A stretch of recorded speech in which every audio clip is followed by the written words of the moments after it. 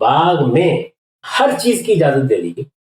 اچھا لیکن ان کے باہمی مواصلت کے تعلق پر پابندی لگا دی. ٹھیک. وہ میاں بیوی ہیں، بے حیائی کہاں سے وجود میں آ گئی؟ اچھا یعنی وہ قرآن مجید تو یہ کہتا ہے کہ ان پر ان کی شرمگاہوں کی یہ حقیقت ہی اس کے بعد واضح ہوئی. بدت لہما سواتہما، اور پھر یہ کہتا ہے کہ ابلیس کے پیش نظر یہ تھا کہ ما وریا عنہما من سواتہما.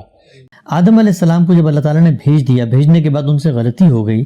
ایک آدمی جو دنیا میں فطرت کا یہ شعور لے کر آیا ہے، اس کو پتہ ہے نیکی بدی کی تمیز ہے، اس کو خیر و شر کا پتہ ہے، نہ کوئی خارج کا اثر ہے، نہ کوئی علم اثر ہو رہا ہے، نہ کوئی تخیل ہے، وہاں انہوں نے ایک انحراف کر دیا. تو اللہ میاں نے یہ کیوں نہیں کہا کہ آدم میں نے تمہیں ابھی ابھی اس تازہ فطرت پہ پیدا کیا تھا اور تم نے اس کی خلاف ورزی کر کے بھی ہے؟ اللہ تعالیٰ نے تو کہا میں نے تمہیں منع کیا تھا. گویا اللہ کا قول آدم علیہ السلام پہ حکم بنا، نہ کہ فطرت کا کوئی ریفرنس شعور آدم علیہ السلام کو دیا گیا. دیکھیے یہ تو آزمائش کا ذکر ہے جس میں انہیں مبتلا کیا گیا. اس کا فطرت سے کیا تعلق؟ یعنی بے حیائی کا عمل تو ہو گیا. بے حیائی اور حیا کہاں سے زیر بحث آ گئی وہاں پہ؟ یعنی آدم علیہ السلام یا آدم و حوا ہے، ان کو ایک جگہ اللہ تعالیٰ نے رکھا ہے. جی ان کو رکھا ہے تو باشعور انسانوں کی حیثیت سے رکھا ہے. ٹھیک. ان باشعور انسانوں کو اللہ تعالیٰ نے یہ بتانے کے لیے کہ ان کے اندر کیا داعیات پوشیدہ ہیں، ان کی فطرت کیسے ظہور پذیر ہوگی، اس کے لیے ایک امتحان برپا. ٹھیک. ان کو ایک باغ میں رکھا گیا، اس باغ میں ہر چیز کی اجازت دے دی گئی. اچھا. لیکن ان کے باہمی مواصلت کے تعلق پر پابندی لگا دی. ٹھیک. وہ میاں بیوی ہیں، بے حیائی کہاں سے وجود میں آ گئی؟ اچھا اچھا. یعنی وہ میاں بیوی ہیں، میاں بیوی کی حیثیت سے پیدا کیا گیا ہے. ان کا حق تھا کہ وہ مواصلت کریں. آپ کے دین میں یہ جائز عمل ہے، لیکن پابندی لگا دی گئی. اب پابندی لگا دی گئی جب، تو انسان کے اندر بھی اس کے داعیات موجود. یہ اپنی ذات میں کوئی گناہ کی چیز نہیں.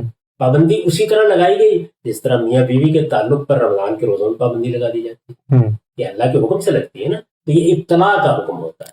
اچھا. یعنی اللہ تعالیٰ انسانی فطرت میں جو داعیات موجود ہیں، چونکہ اس کے ساتھ انسان کو ارادہ و اختیار بھی دیا گیا ہے، تو بعض اوقات فطرت کے کسی بدیہی تقاضے پر پابندی لگا دی. تو یہ پابندی ان پر لگا دی گئی. جب یہ پابندی ان پر لگائی گئی تو اب کیا ہوا؟ اب یہ ہوا کہ ان کے اندر جو یہ خواہش موجود تھی کہ ہم وجود پذیر ہو گئے. اب یہ دیکھیے انسانی فطرت ظہور کر رہی ہے، ہمیں ابدیت ملنی چاہیے. انسان کی فطرت کا اگر آپ مطالعہ کریں، سوال کیا تھا نا آپ نے کہ فطرت کیا چیز ہے، اسی فطرت کا ایک پہلو یہ ہے کہ ایک ایک انسان ابدیت کا خواہاں ہے. وہ اپنی فطرت میں اس کا تقاضا لے کے آئے، وہ کبھی مرنا نہیں چاہتا. اب کیا ہوا؟ اب یہ ہوا کہ ابلیس نے جو ان کا دشمن ہو چکا تھا، انہیں آ کے ترغیب دینا شروع کی. قسمیں کھائیں، قرآن بیان کرتا ہے، اور ان سے یہ کہا کہ میں تمہارا خیر خواہ ہوں. یہ جس چیز سے تمہیں روکا گیا ہے، یہ اصل میں اسی ابدیت کی راہ میں رکاوٹ ڈال دی گئی. اچھا. تم یہ کام کر ڈالو گے تو ہمیشہ زندہ رہو. اور یہ بات ساری جھوٹ نہیں. ہم اصل میں اسی مواصلت اور مقاربت کے نتیجے میں صدیوں سے زندہ ہیں. اصل بڑی ایسے یعنی انسان کو بحیثیت انسان، آدم کو بحیثیت آدم دیکھیں تو ایسا ہی ہے. تو اس نے کیا کہا؟ سورہ طٰہٰ میں بیان کیا ہے کہ اس نے آ کے قسمیں کھا کے کہا کہ تم اس درخت کا پھل کھا رہے ہو. یہ درخت بالکل اسی معنی میں ہے جس طرح آپ شجرہ نسب بولتے ہیں جی. یعنی اصل میں یہ وہ درخت ہے کہ جس سے نسلیں پھوٹنی ہیں. تو تم اس کا پھل کھا لو، اس کا ایک نتیجہ نکلے گا، وہ یہ کہ تم فرشتوں کی طرح ابدی بنے. وہاں جو فرشتے کہا گیا ہے تو وہاں یہ نہیں کہ تم فرشتے بن جاؤ گے، مطلب اپنے موجودہ وجود پہ وہ خصائص پیدا کر لو گے جو فرشتوں کے، تو ابدیت حاصل ہو جائے گی تمہیں، ہمیشہ ہمیشہ کے لیے رہو گے. اب ظاہر ہے کہ اسی طریقے سے انسان اللہ کے حکم کی خلاف ورزی کرے. تو فطرت تو یہی تھی کہ وہ مقاربت کرے. اچھا صحیح. کیا چیز خلاف فطرت تھی؟ اللہ نے چونکہ روک رکھا ہوا تھا تو انہوں نے یہ کیا. یہ پہلا موقع تھا. اور آپ دیکھیں کبھی کہ اب بھی انسان جب پہلی مرتبہ اس عمل سے گزرتا ہے یا پہلی مرتبہ اس احساس اور شعور سے دوچار ہوتا ہے تو وہی صورت پیدا ہوتی ہے. جب وہ ہوا تو اس کے بعد ہیجان کی کیفیت دور ہوئی تو وہ شرم کا احساس پیدا ہوا. اب قرآن مجید وہاں تو اللہ تعالیٰ بھی خطاب ہی نہیں کر رہا ہے. آپ دیکھیں قرآن مجید کے مختلف مقامات میں یعنی ایک امتحان میں ڈالا گیا ہے. وہ شرم کا احساس آپ سے آپ پیدا ہوا اس لیے کہ وہ اندر موجود تھا. لوگ یہ کہتے ہیں آدم علیہ السلام نبی تو ہو سکتا اللہ نے وہی کر کے شرم کا احساس اسی وقت دلا دیا اور ذکر نہ کیا. وہ تو بھی ملی نہیں ہے، وہ تو اس توبہ کے بعد استفاء میں ملے گی. اچھا ابھی تو انسان کی حیثیت سے انہیں بتایا جا رہا ہے کہ وہ اپنی کیا فطرت لے کے آئے ہیں، اس کا ظہور کیسے ہوگا. اسی فطرت کا ظہور ہوا ہے. پہلے ظہور ہوا ہے مقاربت کے عمل میں، پھر اس کے اندر داعیہ کیا پیدا ہوا ہے، ایک بہت بڑا خیر، یعنی مجھے ابدیت حاصل ہو جائے گی، میں فرشتوں کی طرح ہمیشہ جیوں گا. یہ سب فطرت ہی کا ظہور ہو رہا ہے. اس کے بعد آگے کیا ہے، جیسے ہی یعنی ان اعضاء سے وہ واقف تھے. رفع حاجت کے لیے تو یہ اعضاء استعمالی ہوتے ہیں. ہمارے یہاں بھی 5 7 10 سال تک بچے جب دیہات میں کھیلتے تھے تو ان کے اندر شعور نہیں ہوتا اس بات کا، لیکن جیسے ہی جنس کا داعیہ پیدا ہوتا ہے تو پھر ان کے ڈھانپنے کا جذبہ پیدا ہوتا ہے انسان کے اندر. ایسے ہی ہوا. قرآن مجید کہتا ہے کہ جیسے ہی ہوا، اور اب یہ دیکھیے یہ محض استعداد ہے.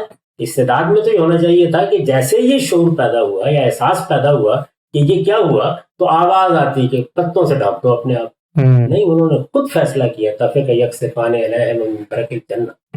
تو اب کیا ہوا، یہ استعداد نہیں تھی محض، پورا شعور پیدا ہوا. اس شعور کے بعد عمل بھی پیدا ہو گیا. آپ اس کو علم میں بدل دیں، یعنی وہ حیا کا احساس لے کے آئے ہیں. حیا کا یہ احساس جنسی عمل کے ساتھ وابستہ ہے. جس وقت یہ پیدا ہوتا ہے تو انسان کے اندر جنسی اعضاء کو ڈھانپنے کا داعیہ پیدا ہوتا ہے. یہی حیا کی حقیقت ہے اس معاملے.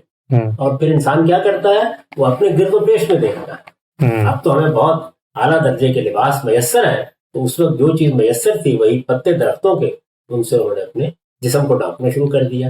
تو یہ جو عمل انہوں نے کیا، یہ سارا کا سارا عمل ہونے کے بعد تنبیہ کی گئی کہ یہ تم نے میرے حکم کی خلاف ورزی کی ہے. انہوں نے اس پر توبہ کی، پھر نبوت کی. ٹھیک. اس پر یہ سوال ہے کہ ہم یہ کیوں نہیں کہہ سکتے کہ یہ جو شعور جس کو آپ کہتے ہیں فطرت کا شعور اندر موجود تھا، وہ محض 2 کیٹیگریز کو الگ الگ جاننے کی ایک استعداد یا ایک صلاحیت تھی کہ پہلے ایک فیکلٹی کا ظہور ہوا کہ بے حیائی کر دی، اور پھر ایک دوسری فیکلٹی کا ظہور ہوا. یعنی فطرت کا جو شعور ان کے اندر تھا اس میں کوئی معیار مقرر نہیں تھا. پہلے بے حیائی ہوئی اور پھر اس کے بعد انہوں نے چھپا لیا. یعنی ایک چیز اچھی تھی، ایک چیز بری تھی، ایک کا ارتکاب یہاں کیا، دوسری کا وہاں کیا. کوئی معیار نہیں تھا کہ غلطی ہوئی ہے تو اب بہتری کی طرف میں نے جانا ہے. شعور کہاں اس میں معیار کی بحث کہاں سے پیدا ہو گئی؟ یعنی جب ہم نے یہاں یہ بات کہی تھی کہ جس وقت انہوں نے ایک فعل کا ارتکاب کیا جس سے اللہ تعالیٰ نے انہیں روکا تھا، یہ بتایا کہ اس فعل کی نوعیت کیا تھی. اس کے لازمی نتیجے کے طور پر جیسے اب ہمارے اندر شرم کا داعیہ پیدا ہوتا ہے، بالکل اسی طرح پیدا ہوا. اور شرم کا داعیہ پیدا ہونے کے بعد محض یہ نہیں ہے کہ داعیہ پیدا ہوا، انہوں نے آسمان کی طرف منہ اٹھا کے دیکھا کہ اب کیا کریں. نہیں، اس کے بعد انہوں نے کچھ کیا. قرآن مجید نے اس کو بیان کیا ہے، وَاتَّفَقَ يَخْصِفَانِ عَلَيْهِمَ مِن بَرَقِ الْجَنَّةِ. تو اس طرح گویا ایک داعیے کا موجود ہونا، اس کا خارجی تحریک کے نتیجے میں پیدا ہو جانا، اور پھر اس کے بعد اس داعیے کے لازمی نتیجے کے طور پر انسان کو کیا کرنا چاہیے، یہ سب کچھ ظہور میں آ گیا. لیکن ہم سے جب ہم کہتے ہیں کہ داعیہ پیدا ہوا تو یہ بھی تو کہا جا سکتا ہے کہ جب اللہ نے روکا تھا کہ جنسی عمل نہیں کرنا تو اسی وقت روک دیا ہو کہ بے لباس بھی نہیں ہونا. تو یہ جو ظہور میں آیا یہ اصل میں خدا کے اسی حکم کو ان کو یاد آ گیا ہو کہ اب جس طرح غلطی یہ کر دی تو اب مجھے چھپانا بھی چاہیے، اس کا بھی حکم دیا گیا ہوگا. تو پھر یہ حکم بیان ہونا چاہیے تھا قرآن مجید میں، پہلی بات. دوسری یہ کہ پھر اس کے اوپر عمل بھی پہلے ہی مرحلے میں ہو جانا چاہیے تھا. یعنی قرآن مجید تو یہ کہتا ہے کہ ان پر ان کی شرمگاہوں کی یہ حقیقت ہی اس کے بعد واضح ہوئی، بدت لہما سواتہما. اور پھر یہ کہتا ہے کہ ابلیس کے پیش نظر یہ تھا کہ ما وریا عنہما من سواتہما، جو چیز ان سے چھپا دی گئی ہے. یعنی ہوتا کیا ہے، بطور ایک رفع حاجت کے آلات کے تو ہم سب اس سے واقف ہوتے ہیں، بچے بھی واقف ہو جاتے ہیں، لیکن یہ کہ ان کے اندر جنسی داعیہ چھپا ہوا ہے اور یہ اس کے آلات بھی ہیں، یہ چیز وقت کے ساتھ نمایاں ہوتی ہے. اس میں خارجی تحریک بھی کام کرتی ہے، وہاں بھی اس تحریک نے کام کیا ہے. یعنی جب وہ یہ معاملہ کر بیٹھے، کیسے کر بیٹھے؟ شیطان کے ورگلانے پر.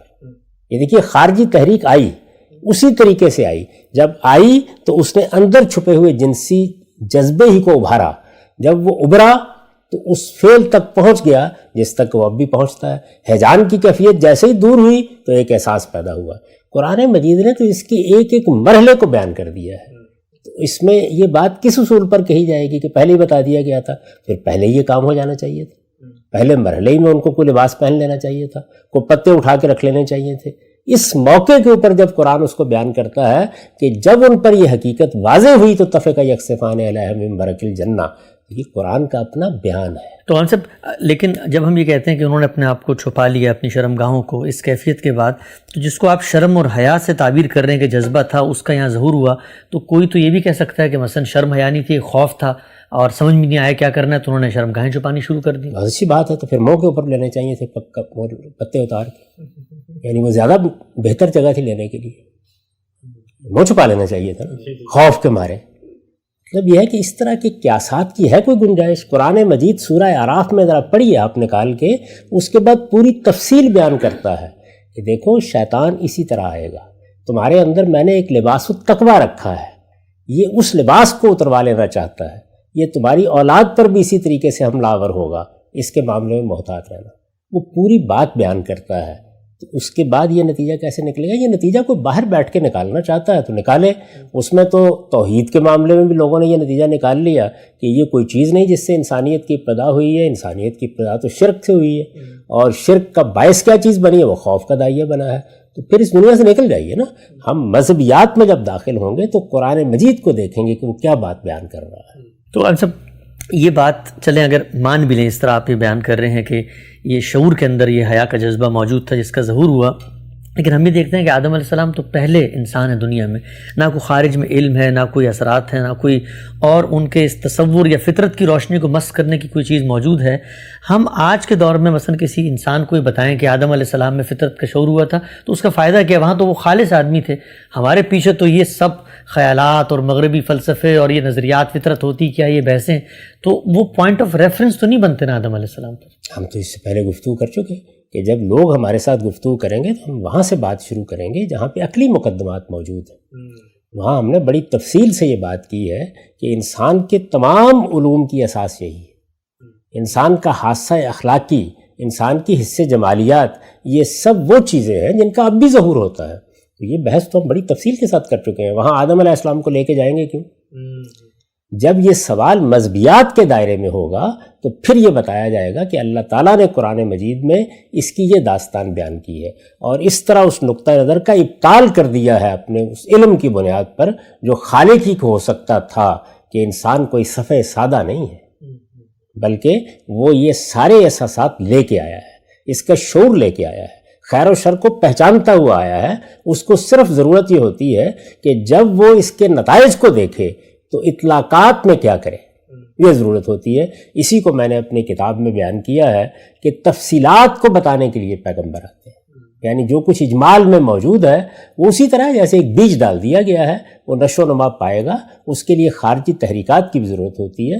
وہ سب چیزیں ہوں گی، جب وہ نشو و نما پائے گا تو پھر وہ ایک برگ و بار کا حامل درخت بن جائے گا. اچھا، ہم سے تھوڑی سی میں چاہوں گا مزید اس کی آپ جو اشکال ہے اس کی وضاحت کریں. مثلا آج کے دور میں اگر کوئی آدمی شرمگاہیں کھول کے پھر رہے بازار میں تو میں اس کو جا کر یہ کہتا ہوں کہ دیکھو تم یہ جو کام کر رہے ہو یہ بے حیائی کا کام ہے، اور دیکھو میں تمہیں دیتا ہوں کہ یہ انسان کی فطرت کے بھی خلاف ہے، اور جو پہلا انسان تھا دیکھو اس میں بھی شعور پیدا ہوا تھا، اس نے چھپا لیا. تو گویا میں اس کو یہ مثال نہیں دوں گا کہ بتاؤں گا کہ انسانیت کی ابتدا اسی فطری ظہور سے ہوئی. یعنی اس وقت کیا صورتحال ہے؟ انسانوں کی بہت بڑی اکثریت نے شرمگاہیں کھول لی ہیں، سڑکوں پر پھرنے لگ گئے ہیں.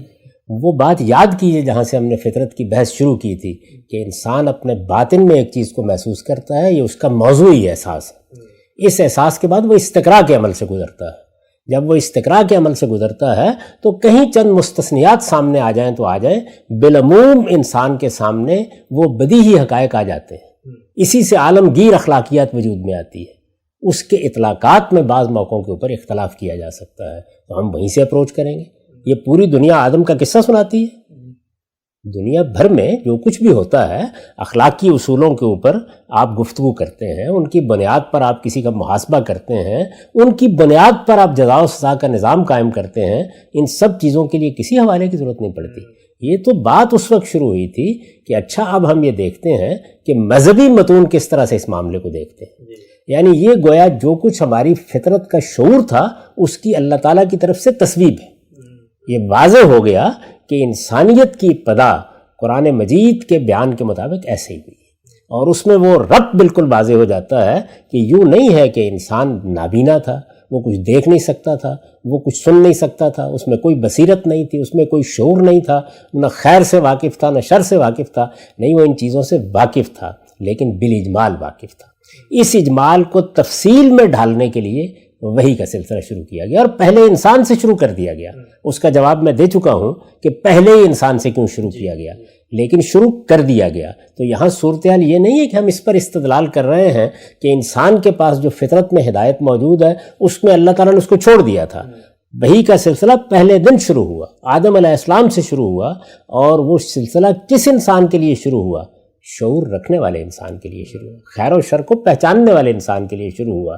چنانچہ یوں نہیں ہے کہ ایک ایک چیز وحی نے آ کے بتائی، یوں ہے کہ جو کچھ انسان بالاجمال جانتا تھا اس کے اطلاقات کے بارے میں رہنمائی کی، اس کی تفصیلات کے بارے میں رہنمائی کی۔ اس وقت بھی آپ الہامی کتابوں کو پڑھیں تو وہ اسی طرح خطاب کرتی ہیں۔ ٹھیک ہے ہم صاحب، اچھا یہ جو بنیادی سوال تھا، ظاہری بات ہے کہ یہ جو دین فطرت کا نقطہ نظر پیش کرتا ہے اس کو تو ابھی ہم زیر بحث لائیں گے آپ سے، یعنی یہ سوال یہاں سے اٹھا تھا کہ یہ ایک مقام ہے جو اس تصور کے خلاف پیش کیا جا سکتا ہے یا پیش کیا جاتا ہے کہ نہیں فطرت کا شعور کچھ نہیں ہے، حکم الہی سب کچھ ہے۔ میرا سوال اب آپ سے یہ ہے، جو ہمارا مرکزی سوال ہے جو بالکل لوگوں کی طرف سے اعتراض کے طور پہ سامنے آتا ہے، کہ یہ جو پوری بحث تھی، عقل ہماری تقاضا کرتی ہے انسان کی ساخت، اس کی فطرت جس پہ اس کو بنایا گیا ہے اس کا جائزہ لیں، ہمارا داخل، ہمارا تجربہ، ہمارا استقرار سب اسی کی گواہی دیتا ہے۔ آدم علیہ السلام کے اس قصے کی ابتدائی روشنی میں بھی بات سامنے آتی ہے، لیکن جب کوئی اصول بیان کیا جاتا ہے تو وہ کسی واقعے سے ضمنی طور پہ استنباط کر کے نہیں ہوتا، اس کے لیے کوئی واضح اسٹیٹمنٹ ہونی چاہیے۔ تو کیا قرآن مجید کے اندر فطرت کی اس چیز کو ریفرنس بنانے کے لیے کوئی 2 اور 2 4 کی طرح واضح اسٹیٹمنٹس بھی ہیں؟ قرآن کے کوئی ایسے متعین مقامات بھی ہیں؟ ایسا ہی ہے، یعنی وہ ساری چیزیں قرآن مجید میں موجود ہیں۔ میں نے پہلے بھی عرض کیا تھا کہ جب میں مذہب پر گفتگو کروں گا تو پھر میں بتاؤں گا آپ کو کہ اللہ کی کتاب اس معاملے کو کیسے پیش کرتی ہے۔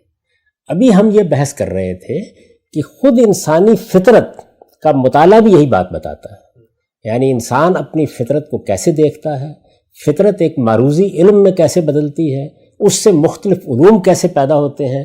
اب جو لوگ یہ کہہ رہے ہیں کہ مذہبی احساس اس طرح پیدا نہیں ہوتا، وہ حقیقت میں ایک ایسی بات کہہ رہے ہیں کہ جو بالکل خود انسانی فطرت کے خلاف ہے۔